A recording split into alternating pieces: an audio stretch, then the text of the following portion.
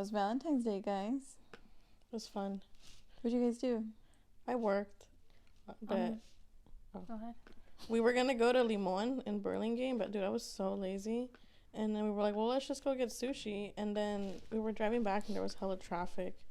And he was like, do you want to go to Firehouse? And Firehouse is that bar that we, like, had our first date at and everything. But it's also a restaurant. So we went, and I got, like, baked brie, and I had apricot jelly. And then dude, I don't know what it is, but I'm into, like, steak again.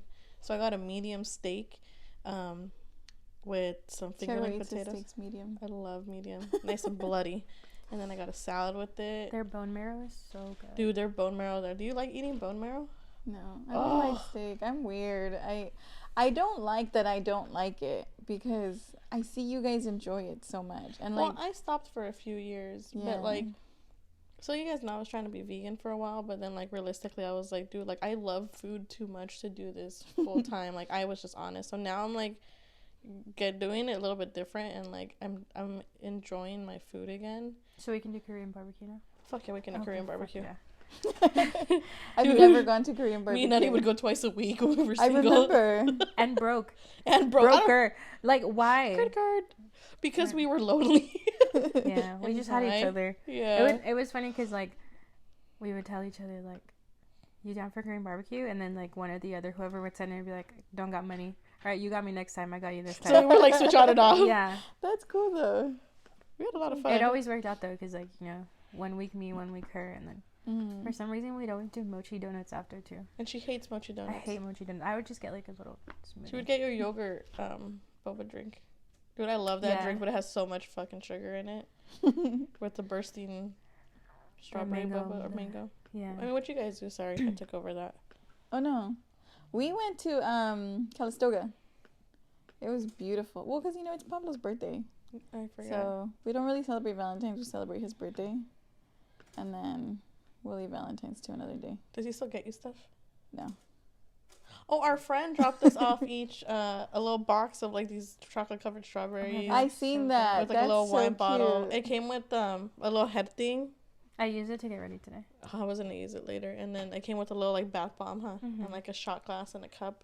Ooh, I like that. That's super cute. I like that women are starting to do that a lot more now. Like, it doesn't have to be about wanted to have a couple's Valentine's Day. Yeah. Time just got the best of us. Yeah. February was really busy, too. It's been a hectic And it's a one. short month. And it's already half the month. I cannot wait for the end of this month and then halfway through next month. Yeah. Good things are going to happen. Very good things. Peace and sanity is coming back. What'd you do, Annie? I'm having my Valentine's Day dinner today. Oh, Because, nice. Where are you guys going? We're going to, I'm not sure what it's called. Something Floriano in downtown San Jose. It's an Italian restaurant. Oh, okay. I think I know which one you're talking about. We wanted to go to a steakhouse because that's what we did last year and it was really good. But I forgot to make the reservations. So by the time I tried making them, which was like last week, the date was filled up already. So we were like, let's go to this restaurant. It's called like Taste of Heaven. But then the more I looked at the menu, the more I was like, to be honest, I don't want to go. And like I just chose it because like we wanted to do something. So we just went to the gym and then yeah. Well, at least you guys had that in agreement last year on Valentine's Day. There's actually, it came up yesterday, like a year ago today. It's me with my wedding dress. I picked it that day. Aww. Even though I went back. But, and then me, and then our friend Yandel and Mom, who went with me to try on dresses, we went to P.F. Chang's. But Ricardo, I think, didn't understand that, like, I love Valentine's Day and, like, I want you to do something. So he had no reservations for that day. And, dude, I threw the biggest fit. Oh, my God. And then, I don't blame you. Dude, because, like, right? And so... Everywhere is reservation yesterday. And so then we ended up going on February 15th to House of Genji, which is like a Benihana's, but more local. And it was all of these couples that we got seated with. And it was the best experience. Like, I'm tempted to go again today because we sat with this, like, couple that had been married, like, 30, 40 years. We sat with this... that was your first time, no? At House of Genji. Yeah, his first, like, hibachi experience, right? Yeah. He was like, it was the best. No, dude, because it was just, and then we sat with this couple that I think they had just had a baby. We sat with another couple that was probably married like 20, 30 years. And like, it was different. And then we told them we're going to get married in like, what was it, 8 months from then? Different etapas de la vida. Yeah, and we all bonded over this dinner. And then like, we joked around at the end of that dinner last year that we're going to come back next year, February 15th. Did you guys? It's today. Oh, shit. So we might, I kind of want to go. I'm like looking at Ricardo behind the camera and seeing what he's gonna say, but he's like, yes, Nancy, we'll go. He's like, yeah. Let me just throw another fit again. It's so funny that you're like, I threw a fit. Well, it's because like my dad has always been very big on Valentine's Day. Yeah. So was my dad. Our dad too. Yeah. And every morning, he would literally like he'd always like work early, but every morning he would leave something on the table for me, my mom, my brother, and my sister, and it was always a card, a Hershey's chocolate, and then for my mom it was always like a flower, like flowers and like a teddy bear, right? Yeah. So I'm gonna cry. So I know it's really sweet. So I've always liked Valentine's Day, but for me it was never like a romantic thing. It was always like to show love for everybody. Yeah. So I've always I love Valentine's Day, and I remember I think it was our second Valentine's, Kevin and I. He was like, I have a whole surprise for you. Like, get ready. Like, we went to Costco, I remember, because he was like, you need a specific outfit for this, right? And then I was like, okay, cool. I think I remember what you guys did. We went, so the surprise was paintballing, yeah. right? And, that's right. And I was like, what the hell? You know? Remember. And I was like, dude, like, this is, first of all, it hurt. And I only got hit once. And it was by Kevin. And the funnier part is that, so we got there early, right? And then they're like, oh, your group isn't quite ready yet, but we have the field ready. Like, do you guys want to go in the court? Like, you two alone? And Kevin was like, fuck yeah. Literally gets shot like 2 seconds in, and it hurt so bad. And then like, I was like, dude, like, I can't believe I only got shot once today. Like, during this whole thing, and it was by you. And then I was like, and you didn't even get me flowers. I was like, so I would have cried. I was so mad because I was like, I felt bad, like, because I was like, I mean, it was a good surprise. It was like a good bonding experience. I'd never been paintballing, but I was just like, I wanted some fucking flowers and a card, dude. And you took me paintballing and shot me, like, yeah.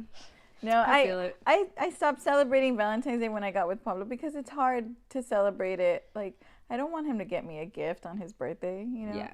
And I asked him, like, one of the first things that I asked him, we were dating, and I was like, so when you used to go out on dates for your birthday, like, who pays? And he was like, me. And That's I was crazy. like, damn. And I was like, but did you ever gift them anything? He was like, no. So I was like, okay. Okay, well, at least that. Yeah. But yeah, we don't celebrate. It's been, what, I don't 9 know. Valentine's? You look at me, I'm like, I don't know. 9 Valentine's Day celebrating his birthday instead. No way, dude. It's Yeah. been our 4th Valentine's together. How is it 9 for you? Because it's been 9 years? You were not with Pablo 5 years when me and Ricardo got together. Yes, it was. It had, I have, wait, Penny's 9. it's only been, I feel like you guys have been together for like 20 years. It feels like it. It was Kevin and I's 4th Valentine's Day, too. Us too. 4th already? Our first date was Valentine's Day 2020. I remember, didn't you guys go get fucked up? No, Or we was went that to the weekend? Firehouse. That was the weekend before. Oh, the weekend before, yeah. Yeah. He asked me out the Thursday before Valentine's Day because Valentine's Day was a Friday. But yes, again, I also too. Dad would always get us flowers. My mom yeah. read roses, chocolates, and so I like, remember so much. Do you still remember that toy that Dad got you that year? No. It was a white bear that One that used to shook its sing ass? the Mr. Postman song. Oh my God, that's why I love the song. Yeah. Is I that remember- that's probably what? Hey, yeah, I Yeah, remember. he got you that at Valentine's Day. I loved all the. He would get me stuff from probably like Walgreens or something, but I thought it was the best. So like, Yeah. that last year, when that happened, I was like, I think I was crying, and also it was like close to almost a year since my dad passed. So I was like crying, and I was like, my dad would have at least gotten me like Flowers. drugstore chocolates and flowers. Yeah. He would try to go with vendors, like from like Yeah, he street would. vendors. I remember that. But what's today's topic about? Mental health and therapy. Sorry. I was still thinking Valentine's Day.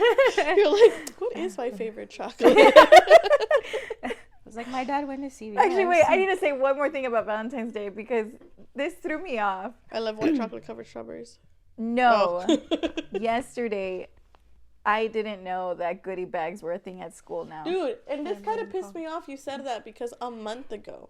I got it. No, you I got didn't. Valentine's. Pablo and I, dude, okay, this is the sad part about that. Okay, so we had no clue that this happens. And in January, Pablo and I saw that it was brand new, all the Valentine's Day stuff, and we're like, all right, we're going to get on it this year. Like, we're buying the cards now. And we bought Valentine's Day cards for Zoe and for Tiago, and we're like, yeah, like, we just won Valentine's Day. We got everything. We're not going to rush anything. And then I was like, oh, like, I forgot the little chocolates. Let me just go pick up the little chocolates. And I went to pick up the little chocolates on Monday. That's it. I really, truly thought that was all you give.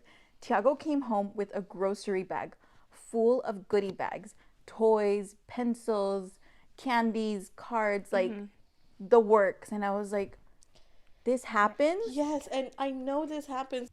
So that infuriates me because I'm not coming at you, but like I knew it was goodie bags since they were in daycare. I didn't. And so when I did, and so when I went and I was like looking at like the literal bags and the different type of stuff, I was like, I can just get it right now. I know I messed up a word. No, I'm not laughing because of that. Oh, but yeah, in conclusion, Tiago was the kid that didn't have the good candy yesterday. But wait, no, shout out to mom. Mom, she also was like super shocked when she got there because Pablo and I were gone. So she was like, you didn't leave me stuff. And I was like, yes, I did. I left it on the table. And then she was like, what? And then she's like, no, these people are coming with bags. And I was like, you know what? What? I made goodie bags with him she's made them before. She's made for Valentine's Day? Yeah, Yes. and you bought all this stuff, and I was like, So you've done it before. I have a video, like a whole 3-minute video. When he was talking like a little baby, he's like, monkey. Yeah. And then I was like, only one bubbles. He's like, only one. It was like the cutest video. I was like, hold on. Was it for a birthday? No, it was Valentine's. It was Valentine's, yeah.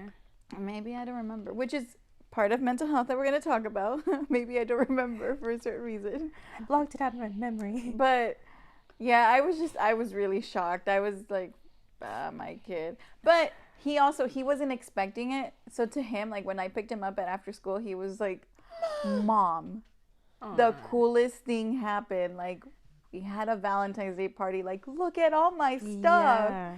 And I was like, oh shit. But, you know, we'll be ready. We'll be ready next year. I do think though, like the kid that I had told you guys about before, he doesn't go to that school anymore. But I also think about it in that sense where, like, unfortunately, like, that kid isn't able to do these kind of stuff, you know, and I wouldn't ever want for somebody to feel obligated to do so much all the time either. Yeah, that's where I think about that a lot. It's like a little, like a, ¿cómo se dice? Do you think it might be like a new generation of mom thing? Because like I feel like with me, like, well, like there was kids in our class that sometimes wouldn't take stuff, and it's because their parents didn't have money to buy that much. So it's like now I feel like the moms of this year are like, oh, like this is what I always want. I feel like that would be the reason I would do it. Cause I think about that too, because like when we went to this Halloween parade, like, and the kids without costumes, I remember in elementary school, like they didn't wear a costume, but now I'm just like, maybe they didn't have money to wear a costume. Yeah. It's not. I didn't go through it, but it just like growing up, I never understood, and now like when I put the puzzles together, I'm like, fuck. Yeah. Yeah, right. It makes you like. But yes, today's topic. That was my little rant for Valentine's Day. But mental health and therapy. I think we all have a very different experience with therapy and with mental health. What do you say? Like issues, situations. But, like, what were you saying? Like the disclaimer, like. In regards to. Yeah, so it's gonna be a very sensitive topic today.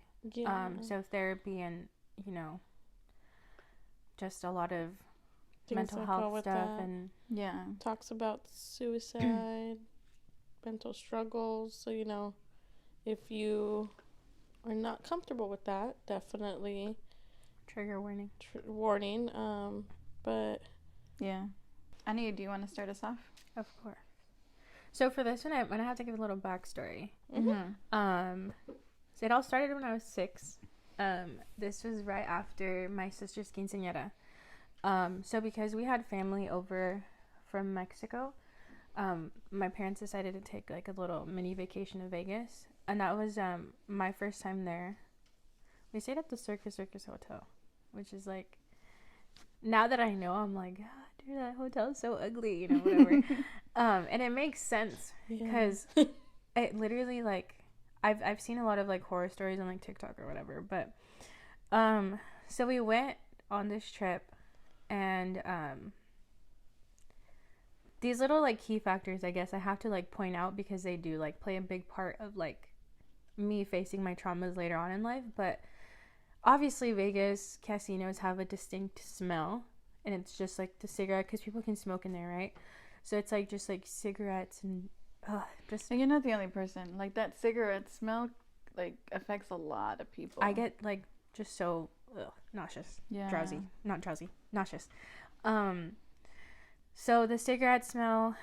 So the story takes place at the Circus buffet, the breakfast buffet that they have. We were all there, just like all the family or whatever. And then there was a family friend of ours who was there. And him and I are like really close in age. So him and I were playing. I'm not even sure what we were playing. We were just like running around, like chasing each other. And then there was a hand sanitizer dispenser. And I kept going to smell it because it was like, it smelled really good. And I was like, literally, like, I would go and like put it on my hands, and then I'd be like, you know, and then I was like, oh my and God, it was this smells probably so blocking good. out the cigarette smell. Yeah, I think, yeah. And it smelled so good. And then I was like running back to the table, and then we would like chase each other some more. And then like I would like somehow manage to go back to the thing. And then it was like the 5th time, like my 5th round of like going to smell this thing. And then I remember, I think my mom or someone was like, oh, do you want some gum? And I was like, yeah. And I was reaching out to grab the gum. I had just put it in my mouth. And then everything, I started seeing like little black spots everywhere. And I was like, what? And then all of a sudden, like everything sounded so like far away. And I remember looking at my mom, and then my mom was like, Ani. And then I was just like looking at her, but I couldn't say anything. Like, I was just like blank. Like I was just like, and then all of a sudden I wake up, and like my dad's holding my neck, and there's paramedics all around me. And I'm like literally like looking around, and like everyone's staring at me, like everyone in this buffet. There was sounds that were just, so the fact that it was a breakfast buffet, the fact that it was inside somewhere where people like eat, the clinking of dishes, the loud noise of everyone talking and me not being able to understand what everyone's saying because it's just everyone talking at once, everyone's staring at me, and then just like me not knowing what the hell's going on, you know? So I obviously, like, I wake up, and then I'm like just like so confused. I don't know how long I was out for. And then my dad like sits down and he carries me, and then the doctors or the paramedics are asking me like, when's your birthday, what's your name? I'm able to answer everything.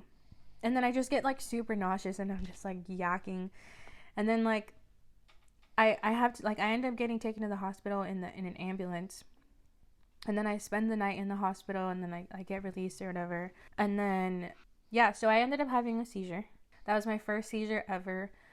And with this came just like very, at the time I didn't know what it was, but I stopped eating. I like wasn't eating. I was scared to eat.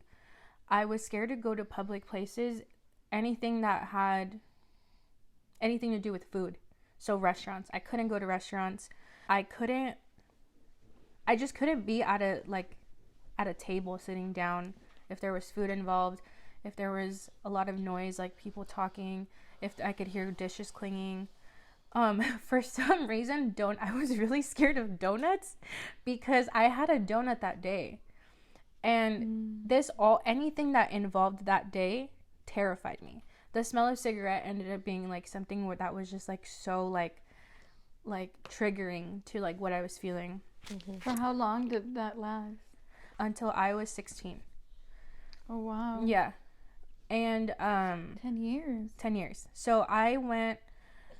10 years without knowing what was wrong with me. And I remember, like, I used to go out to restaurants, and my family and I, like, we would go out, and I would leave the house hungry. Like, I hadn't ate all day. I knew we were going to go out. We would only, like, go out to eat for, like, special occasions, or, like, here and there on the weekends, right? So I knew when we were going to go out, I knew, like, whatever, right? And so I'd be like, oh, I can't wait to eat, blah, blah, blah. And then I would get to whatever restaurant I was at, and literally, like, the moment, like, I would be okay. Like, I'd be, like, pushing through, and then the moment the food would get there, and everyone would start eating, and then, like, it would just kind of, like, get quiet. You know, like, the food gets there, and, like, you're just kind of just quiet. Mm-hmm. So that the moment that would happen, I would just start having, like, a panic attack, like, anxiety. And I would always say, like, oh, I have to use the restroom. And I'd go to the restroom, and then, like, I would just, like, sit in the toilet. Like, even though I didn't have to use the restroom, but it's just because I was away from everything.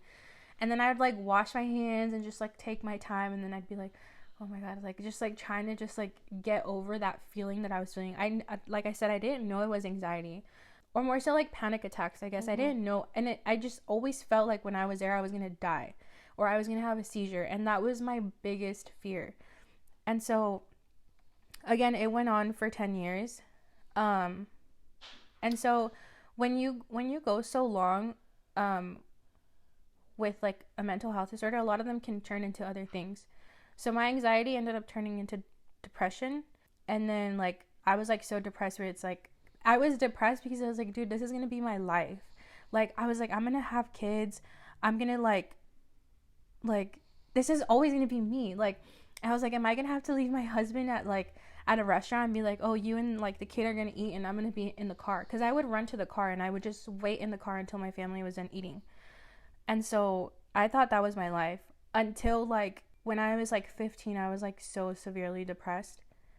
And, like, I went to the doctors, and I told my mom.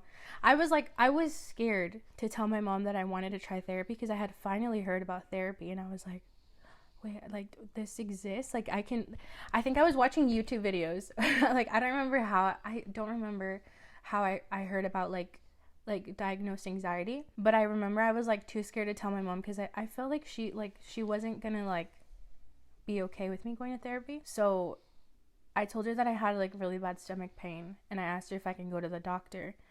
But by this time I had done my research on, like, what you need to go to therapy. So you have to get referred by your general doctor. Like, you can't just go.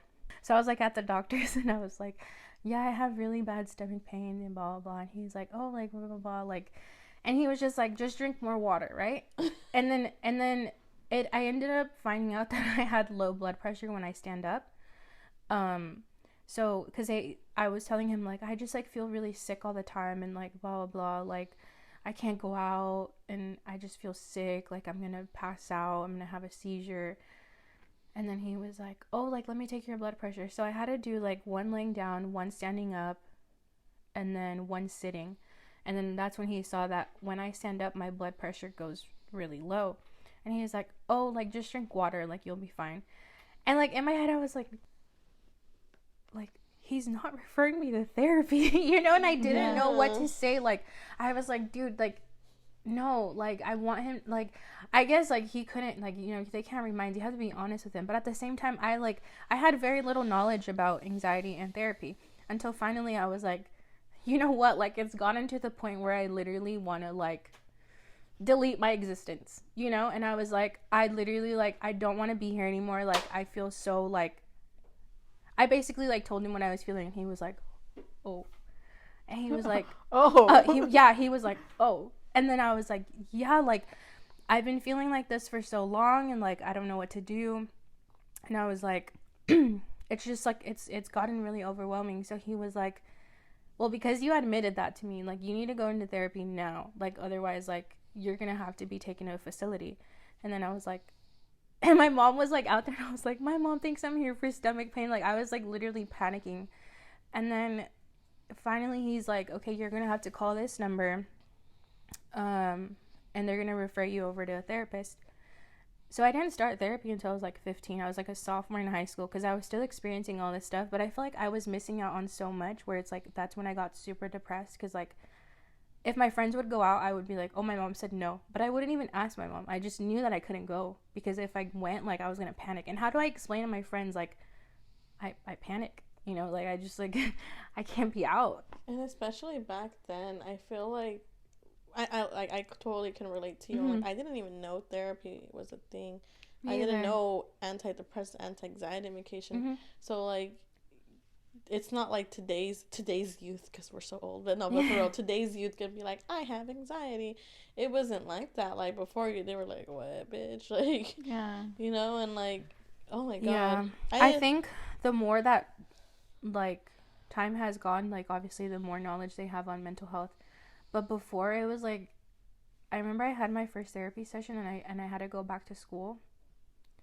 And then they were like, oh, like, where did you go? And I was like, therapy. And they'd like hugged me and like they were like, are you okay? Like, is everything okay? Like, I can't remember who it was. And I was like, I started crying too. And I was like, yeah, I'm okay. Like, but it's crazy because they were like, holy shit, she goes to therapy, you know, like at the time. And that was like in high school. But it was also really hard for me to explain like why I was in therapy, you know, because a lot of it had to do with what I went through when I was 6. And then like back to like what you said about T the other day, how like the moment you noticed something was wrong, like you took him. And it's like, I wish my parents had known, because something was definitely wrong. Like I was like 6 years old. Like it got to the point where like my parents would just drop me off at my aunt's house so that she could take care of me while they all went to eat, and I would miss out, you know.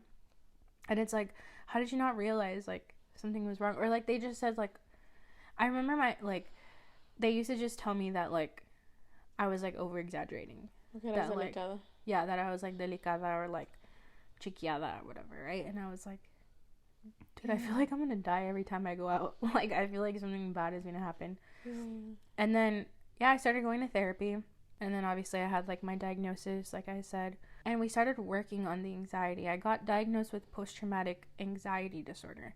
So since obviously the seizure was very traumatic, anxiety disorder came or whatever. Did you have more seizures from 6 to 16 after that? Yes, my last seizure was actually when I was 19. Sorry, I meant between the age 6 to 16. 19. That was the theme park. The Universal Studios. Yeah. Okay. We can blame that one on weed. Oh yeah. Yes, from. I honestly don't really remember. But I have to ask this: how old were you when I had my seizures in front of you? Because we joke around about this a lot, but like just right now, you hearing this, I was trying to think of the timeline in my head, because I had 3 seizures in front of you that involved an ambulance and paramedics taking me out in a gurney from the second floor of your house out. Oh my god. So like I obviously did not help in that, but were you sick? Was that before you started therapy or after? I think it was after you started therapy. I really hope so. Shortly after. Like I really so I hope was like working on it. So you were like, so today in therapy, you know how my trauma's about seizures? That's like, okay. So that's like the crazy thing. I guess like fast forward to now, I can go to restaurants. I can sit down. I've like managed to like talk, because okay, it's literally like kind of like a reverse psychology thing I would say. Mm-hmm. But my therapist was like, so what is it that you're afraid of? Like, what do you think is going to happen? And then I was like, I'm going to get a seizure. And she's like, and you have these like anxiety attacks every time you're out in the restaurants, right? And your fear is that you're going to get a seizure. And I was like, yeah. And she's like, so how many times out of all those times that you've had anxiety have you had a seizure? And I was like, I haven't had one since I was 10. And then she was like, so what? You had one at 10? Yeah. So my last one before the one in 2017 was when I was 10 years old. Where were you when you had that one? It was Halloween, and my mom was what? My mom was doing my hair. It was Halloween, and I dressed up as like a Katrina or something, or I don't even know. I'm scared to hear And this. so my mom was curling my hair, and then she was spraying hairspray, but it also has like that alcohol smell. Oh no. So I was like, it was just like a cloud of just like a hairspray. My mom was like, this hair is gonna stay all day, girl. And then she was like spraying me. She was like, oh my god. And then I was looking at myself in the mirror, and I was like, I started seeing like, it's okay to laugh. This is a funny story. I started seeing those little spots. I forgot what they're called right before you get like a seizure.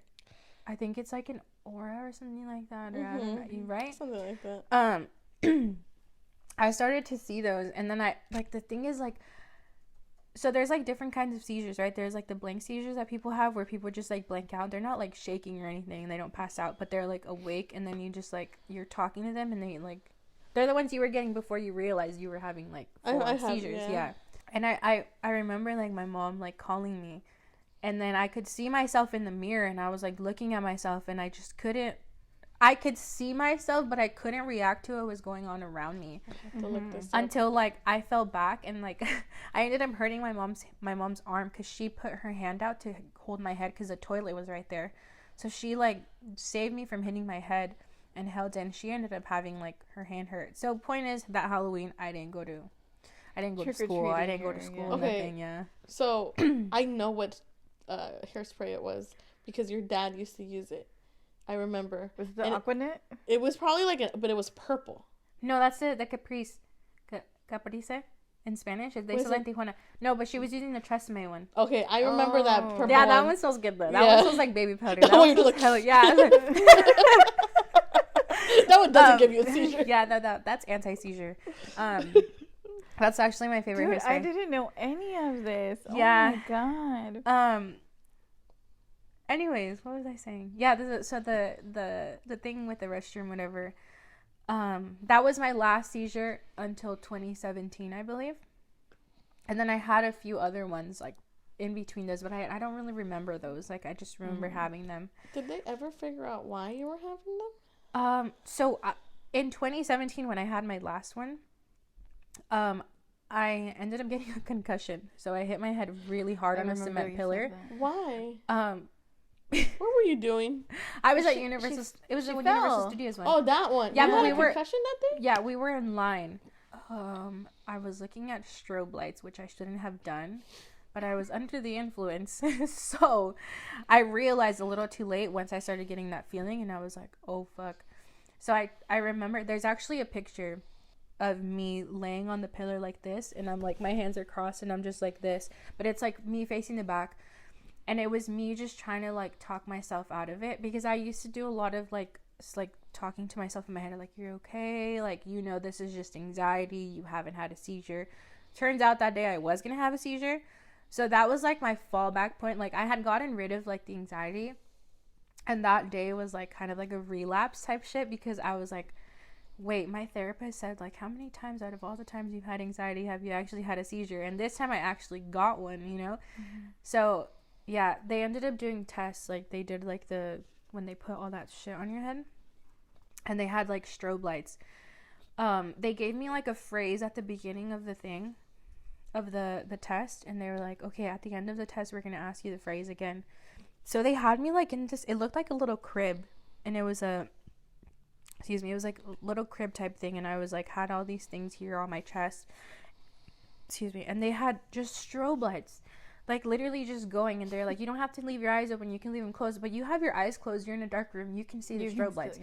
And I was literally like, I felt like my body starting to go numb, and I was like, oh my god. And I wanted to like, I remember getting home that day and I was like crying, and I was like, I felt like a fucking experiment animal, like I didn't know what to do. Like it was like one of those rooms where they have like the kind of like the mirror windows, so like they can see through, and they're like kind of watching you.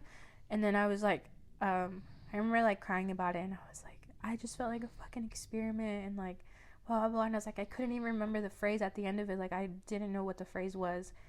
And then they just told me like, oh, like we don't know what's causing the seizures.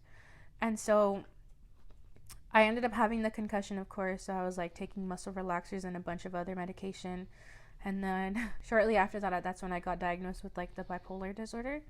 And then she was like, oh, I see here, like, you're epileptic. She's like, it's actually medicine for epileptics. Like, this is what they take, too. So it's like, What was it, Keppra?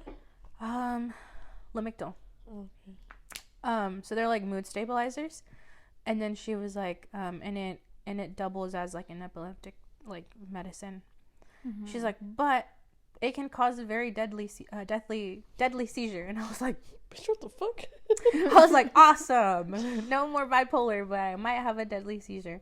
And then, yeah, like, it's crazy because I feel like all of this could have been avoided had our parents had a little bit more knowledge about therapy And I probably could have gotten helped like way earlier. And then back to like ¿Y qué va a decir la gente, right? I actually did have people that were like, why is she in therapy? She's fine. She's not crazy. She doesn't need to go to therapy. I was like, dude, there is something wrong with me though. Like, there is something wrong. And just because like you guys think that I'm just being like delicada or like chiquiada or whatever, like there's literally something wrong with me. And like it was such a scary moment. Like, it's not often that you hear someone that says like, oh, I can't go to a restaurant because I have panic attacks or like anxiety, you know? Yeah.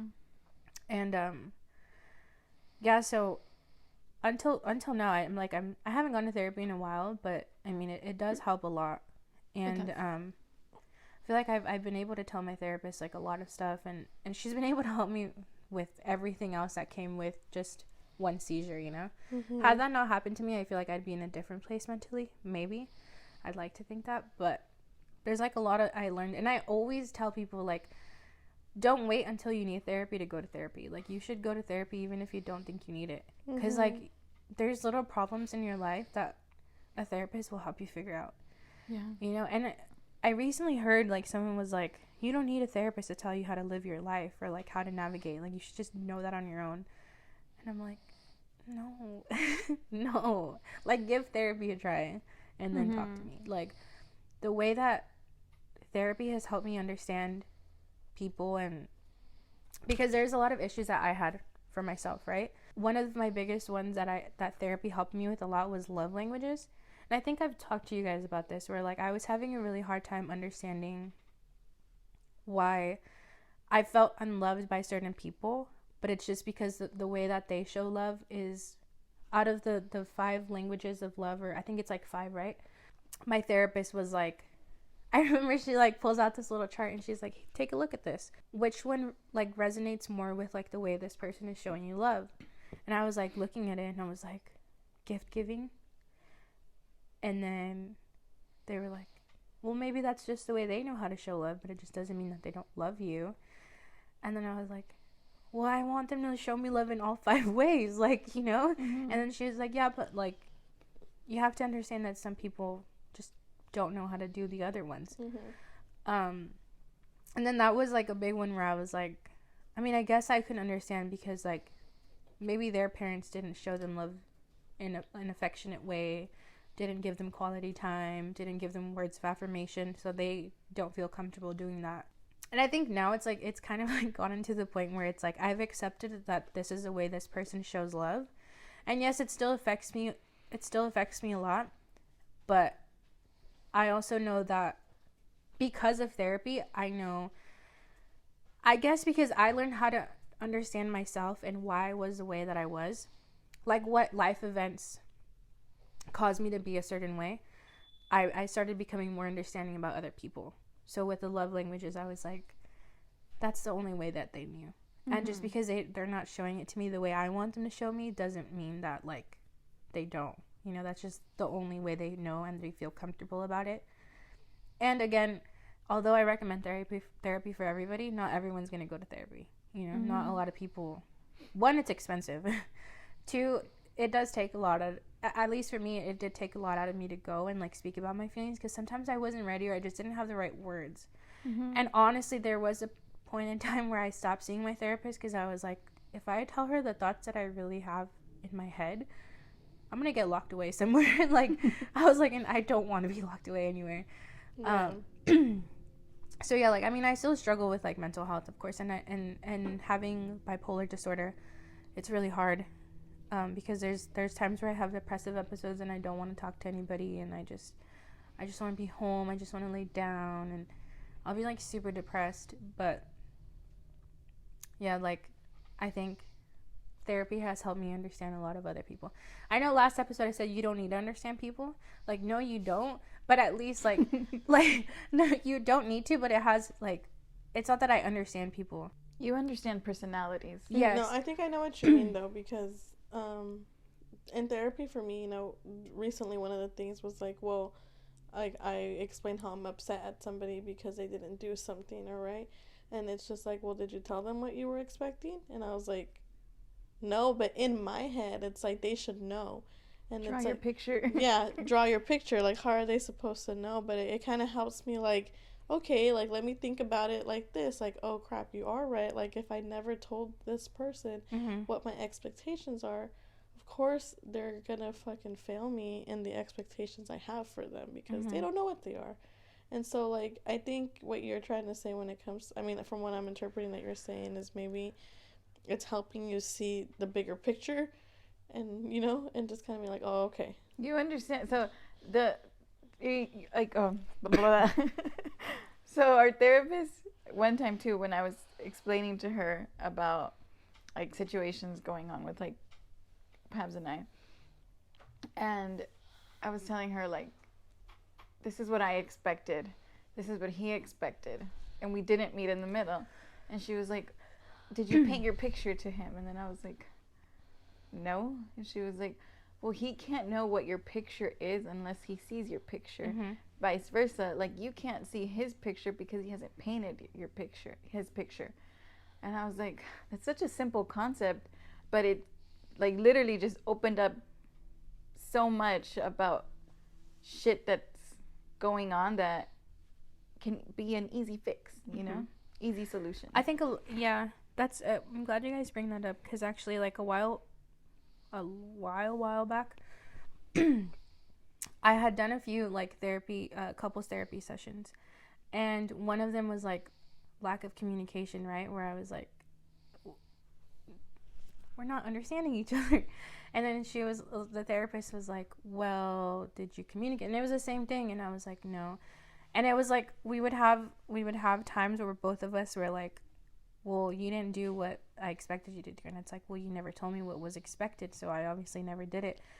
And that's also one thing that my therapist told me as well. It's like, well, are you setting these boundaries? Are you telling these people that this is what you need, this is what you want? And I'm like, no.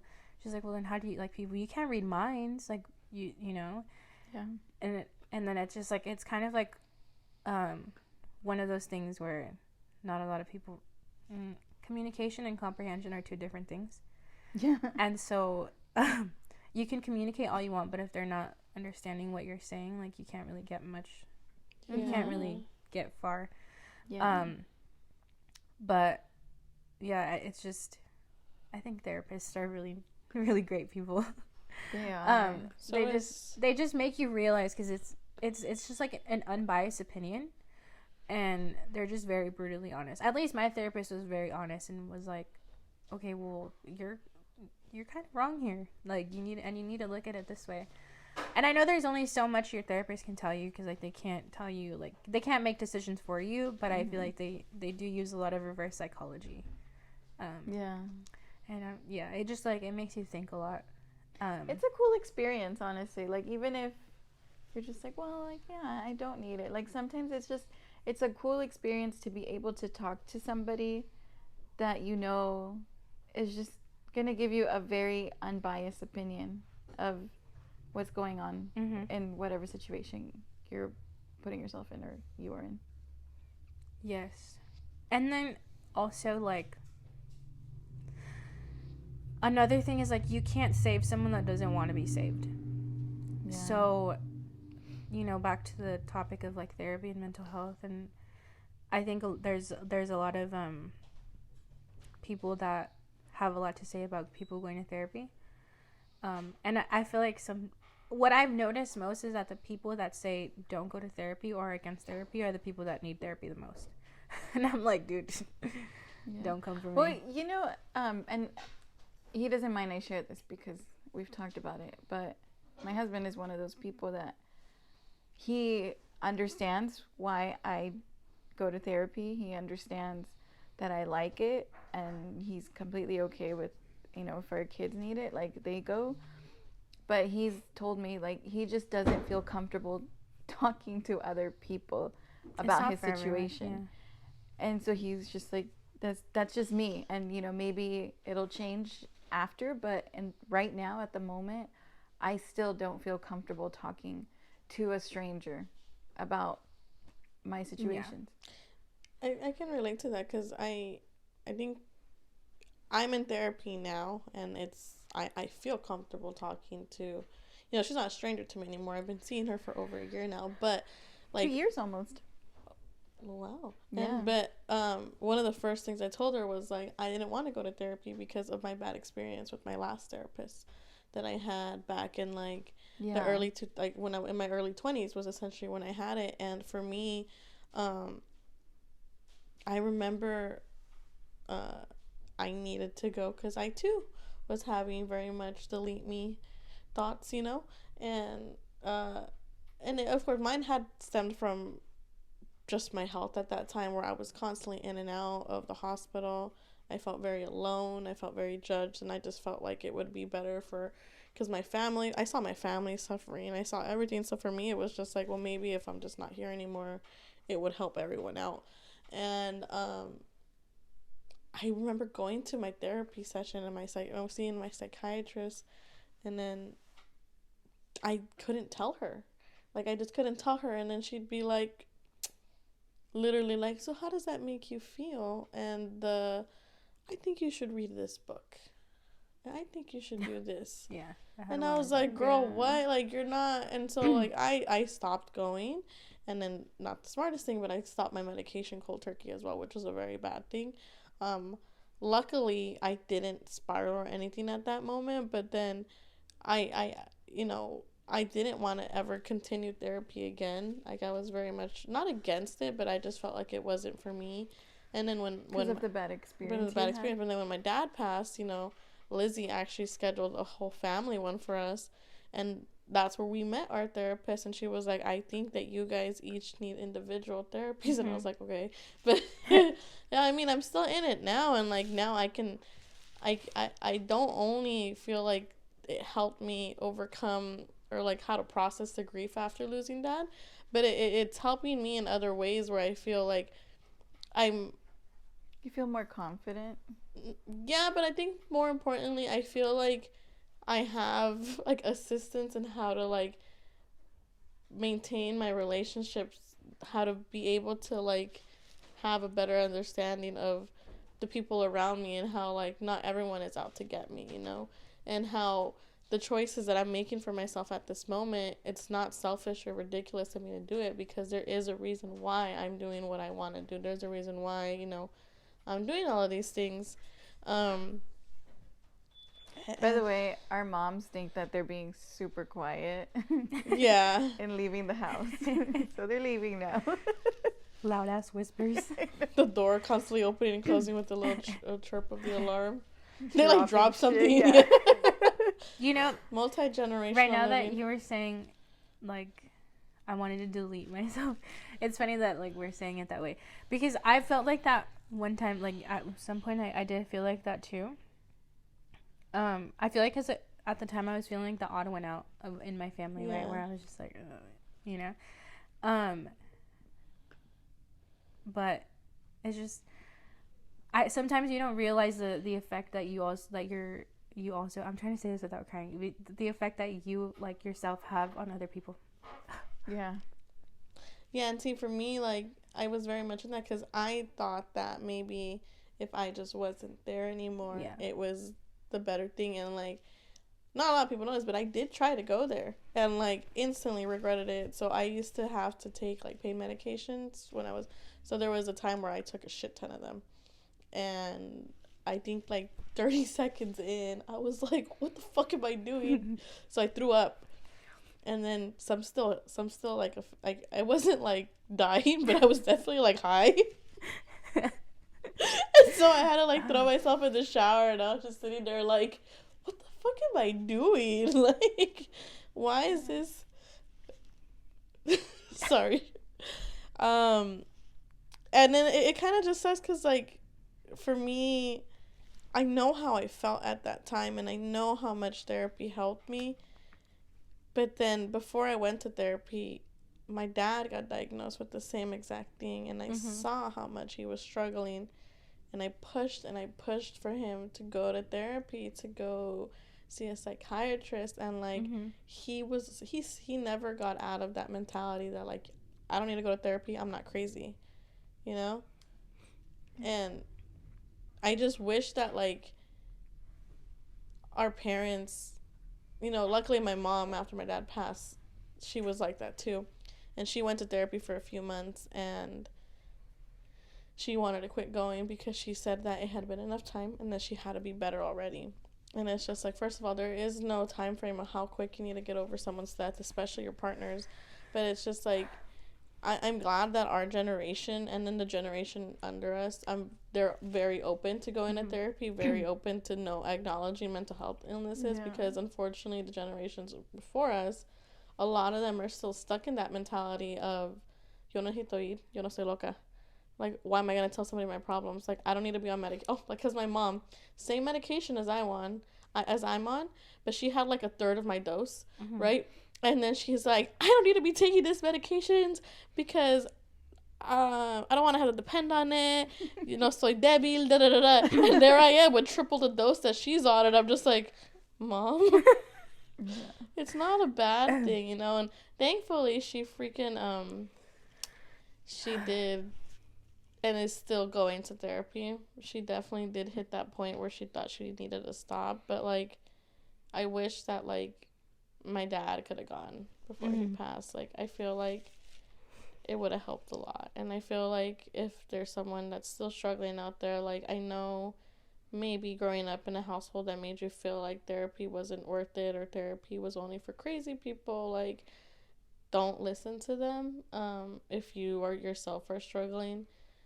There's like even like therapy like online now, or through your insurance. Like, there's so many resources now. Yeah.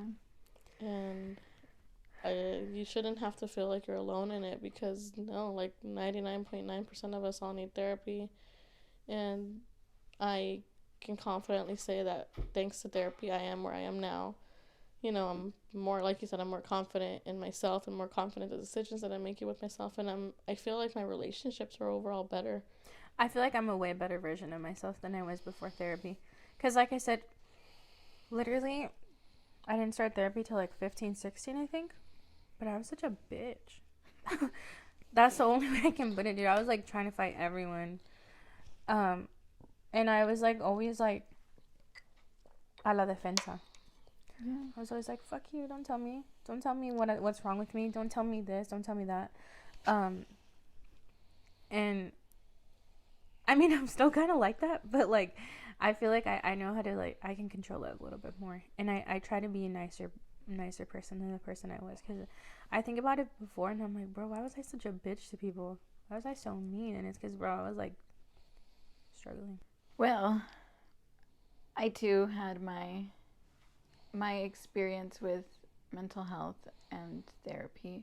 I actually, so the therapy, like, hearing your story about you being 15, I was 25, right? And you were just finding out about therapy. I'm 10 years older than you, and I was just finding out about therapy, and I still didn't get it then. I didn't start therapy until my 30s, and like I think about it now, and I'm just like, fuck, like, what if I had done it 10 years ago? Like, and my thing happened so I didn't know that I had postpartum depression. And after Tiago, like, I would get into these phases where, like, I thought that everybody was after me, like, everybody was judging me, and I didn't know. I was like such a big, like, extrovert and, like, social, and after I had, like, my first son, like, I felt like I was just, like, going into this shell that I didn't want to come out of, and, like, I was just hiding myself there. But I didn't realize that was, like, when my depression started, and it got so much to the point where, like, I've shared it with you guys already, that I thought that I was going to get a divorce. Like, I was convinced that we were heading towards a divorce. Like, there was no way back. Like, this was done. Everything went to shit. And he had no clue.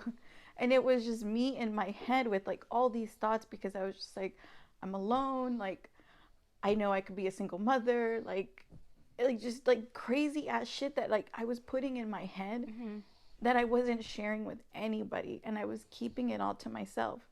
And one time I tried to and get some kind of help, and I didn't do it in the right way either. Like, I should have been upfront, but I was scared to tell my mom, like, hey, I think I have postpartum, and I was just like, hey, why do you think so many women get postpartum depression? Like, that's the only thing that I thought could come up so we can start the conversation. And she was like, I don't know. She's like, maybe because they're weak. So I was like, yeah. And that was it. And that was all. Like, it never went on. And I was just like, why can't I speak up? Like, why can't I say anything? And then it happened, whatever. Like, I never got help for it. I never talked to, like, the most I talked to about it was one time I went to a mom's group. Because I felt like I was a teen mom, like I had no friends that had kids. Like, I was the only one with a kid. And I was just like, I don't know this world. I don't know anybody in this situation with me. Like, the cousins that are my age, the friends that are my age, like, their kids are either grown or like they don't have kids at all. And here I am, like, with a newborn, and I don't know what to do. I don't know who to talk to. And I went to the mom's group. And, like, Pablo helped me. Like, I went and sat down, and they were going around, like, sharing names and, like, why you're here. I already know where this is going. Sorry. And then they got to me. It was like, I started crying. Like, I couldn't even say my name, and I just cried. And I was just like, fuck. And I was like, okay, my name is Lizzie. And I was just like, oh. And they're like, like, what are you struggling with? Like, what's going on? Everything. And I was just like, I don't know. Like, I don't know what to do. Like, I don't know how to bond with my kid. Like, I feel like he's just this kid that I'm taking care of. I don't know what's going on. And then, like, I kept in touch with a few of the moms, but then, like, we moved, and then I lost touch with them, and just kind of, I ended up getting pregnant again. and I didn't know, because I talked to my therapist about it recently. She said that there's a word for it, but if you pretty much could be depressed during pregnancy. And that happened to me with the second, where I was very depressed during pregnancy. But I think then, like, I was navigating a little bit different, because by that time, like, I did start to, like, hang with Tiago, Yeah. and, like, hey, like, he's actually kind of so cool. Little independent baby. My son's actually really cool. And then I was always, like, hanging out with you, and I just feel like having you there, like, being good with kids, and, like, kind of also, like, just learning from you a little bit, like, oh, like, like, I could do that with my kid.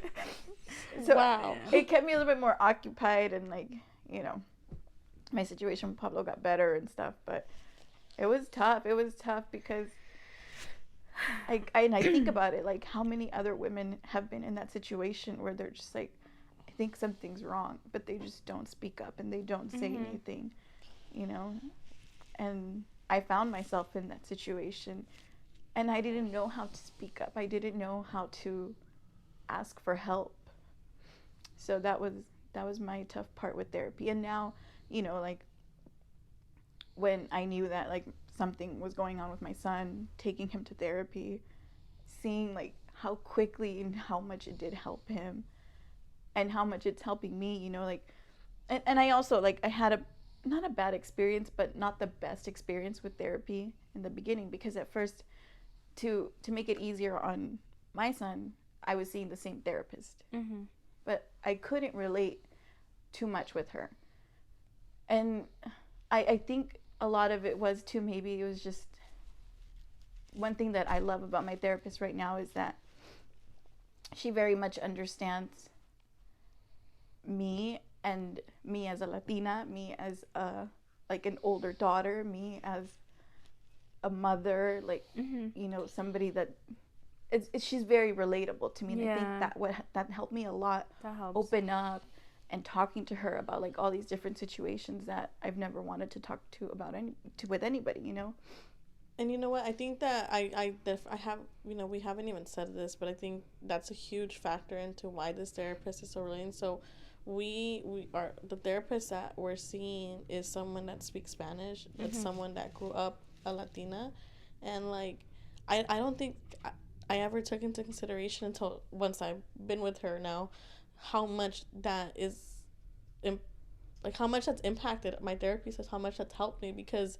going back to my other therapist, she was like this older lady, not Latina, and she just didn't get certain situations. I would tell her about how it was growing up, you know. And so, but then come to this therapist, and it's just like, you know, my dad with his beliefs of like this and that. She's like, oh yeah, no, like, and then she would like, she tells a story kind of like relating, and then you're just like, yeah, exactly.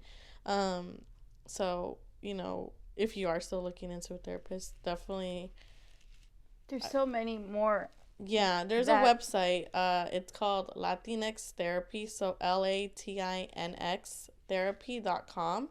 And you can actually search for therapists, licensed therapists in your area that speak Spanish, that are Latinos, that, you know, maybe you would bond better with them, and hopefully, you know, you can talk your issues over with them. Not your issues. Problems. Sorry. Yeah. Yeah.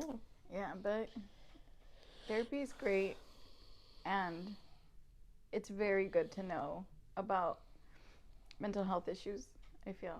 And like you said, like Nancy said, the generation now is so open to all of this. And I think a big thing has been because we're all finally talking about it, you know, whereas before, like, you didn't talk about it. You didn't, like, I was talking to my mom this morning, actually, about somebody that we know in Mexico that, like, she was saying, like, you know, like, this person is just, the attitude is just, it's so, one day it's this, one day it's that, you know, and it's been like that her whole life, and now she's like this older person who went their entire life like this. And I was like, you don't think it's bipolar disorder? Like, what if they always, you know, what if they didn't know? They probably still to this day don't even know what the word bipolar disorder is, you know? And it probably has affected them their whole life, and it's still affecting them. And it's because, like you said, back to the moment you noticed something was wrong with one of your kids, you took them. It makes a lot of sense, because a lot of mental health disorders can turn into something else if they're not treated. Yeah.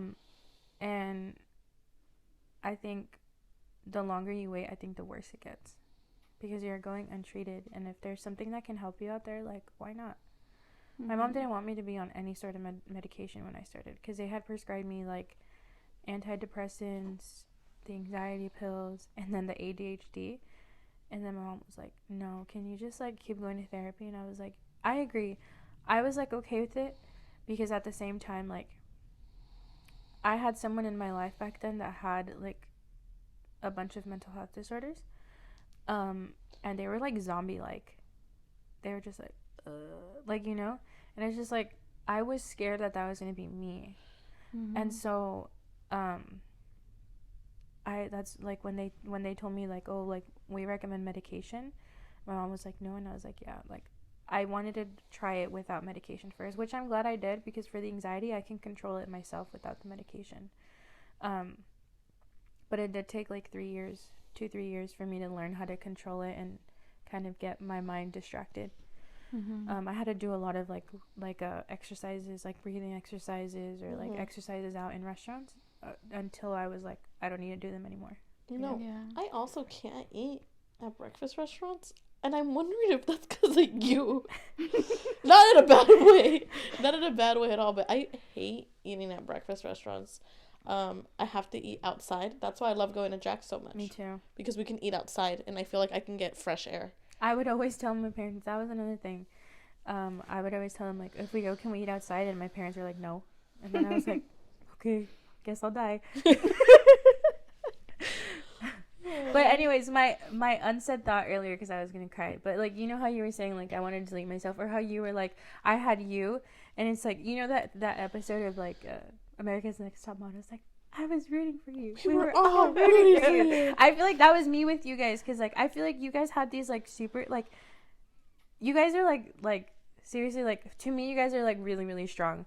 And, like knowing that you guys, like, went through that, like, I'm like, dude, I would have never known.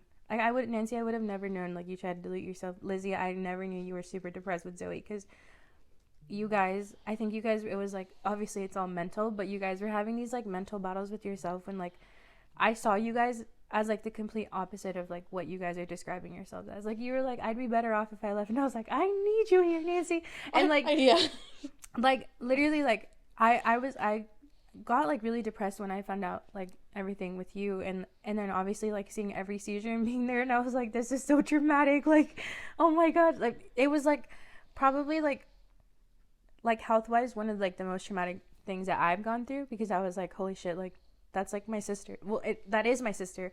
And, like, with you, like, I had no idea. Like, I didn't either. I had no idea you were depressed with Zoe, because I was with you all the time. No. And, like, if it wasn't for you, I think I would have been really depressed, too. Like, because I had just moved here, and I felt alone, too. And, like, I don't know. That's what I wanted to say. Because, like, you don't know what effect... I didn't help the situation at that time either. I was the culprit. But it was a big thing. But see, like, what if I had gotten help then? Like, you know, it would have been a better pregnancy. I feel like it felt like a very dark pregnancy with, like, little things that were going on. I do remember, like, there was a lot of changes going on in our family, and a lot of it, like, was just happening all at once. I remember Grandma was getting really sick. I remember, a lot of those things were happening. And I remember a lot of things are happening to me, too. And I was like, why are all these things happening to me? Like, why is everything going on right now? Like, well, that's when Dad started getting sick, too. Yes. Yeah, it was. Yeah, it was. It was. And I remember because... your little baby shower that I had for you. Yeah, and the baby shower. I didn't want a baby shower because everything was, like, really weird at home. Dad was getting sick. That was the day that he had just gotten his surgery. You guys had got into it. It was that day that we had the baby shower. We did. And what she means by that is I got into it with my dad because he didn't want to go to the hospital. And he had to start dialysis, and he didn't want to yet. And then, so me being a person who had dialysis already and was on, you know, I was like, you need to go now. And, like, strong-willed Mexican man was like, I don't need to go. And I was, like, literally begging, crying. Like, and, like, 3 weeks later, he went. Mm-hmm. Yeah. That's tough. That was a tough year. That was a really tough year. I think we were, like, making jokes about it. Just girly things? Yeah. Oh, yeah. But hey, you know what? Like, we're doing better. We're all doing better. We know and we accept that it's not picture perfect. And we know what to do, and we know where to get the help that we need if we ever get to those points again. I'm so glad we all have therapists. Yeah, I'm not gonna lie. I'm very scared to, you know, me, hopefully in the future I do have kids, and already struggling with all these, like, mental health stuff. Like, I don't know what I'm gonna do if I get postpartum depression like Same. that. I'm terrified. Oh, I definitely... Yeah. I'm saying it now. I definitely will, but I have no idea when that's gonna be, and also how I'm gonna be acting when that... Yeah. It's scary. Just mental health things. Yes. Just girly things, yeah. Well, shout out to our therapist. Yes. And, you know, again, if anybody does need help, or they found these topics very relatable and haven't talked to anybody yet, reach out for help. You know, not everybody wants to talk to a therapist, but if you do, what's the website again? The website is latinxtherapy.com. If you ever feel like you need to talk to somebody, but you're not, you know, or you're having just a hard time, there is a number that it's just 3 numbers, 988. It's the Suicide and Crisis Lifeline. You can also call 1-800-273-8255. That is the National Suicide Prevention Lifeline. I actually didn't know about this 988 number, but that's really cool. So I think, 988, just really quick dial it. If you feel like you just need to talk to someone, you can always talk to us too. Yeah. We're not We're always experts, here. but Yes. we will listen, whatever it is you guys need. Yes, send us a message. All right. Well, thanks, guys. See you guys next time. Bye. Bye.